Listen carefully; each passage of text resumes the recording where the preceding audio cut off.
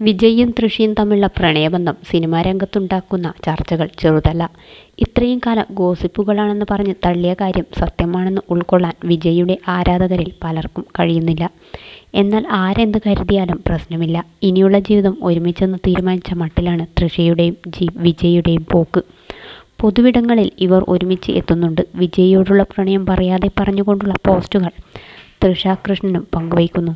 താരജോഡികളെ ആഘോഷിക്കണമെന്ന് ആരാധകർക്കുമുണ്ട്. എന്നാൽ ഇതിൽ നിന്നും പലരെയും പിന്തിരിപ്പിക്കുന്നത് വിജയുടെ ഭാര്യ സംഗീതയുടെ അവസ്ഥയാണ്.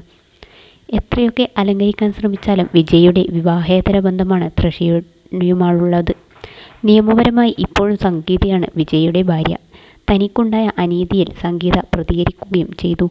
എന്നാൽ വിജയ് ഇതൊന്നും കാര്യമാക്കുന്നതേയില്ല.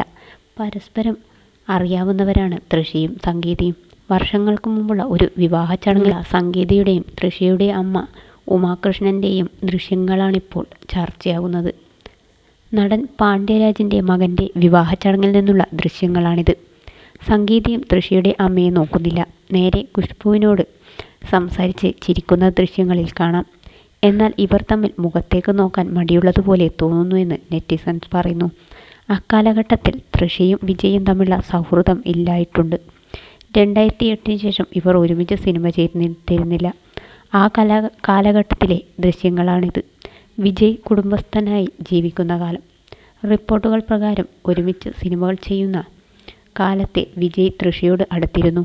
കുടുംബത്തിൻ്റെ എതിർപ്പ് കാരണമാണ് ബന്ധം വേണ്ടെന്ന് വെച്ചത്. ഒരുമിച്ച് സിനിമ ചെയ്യുന്നതും നിർത്തി.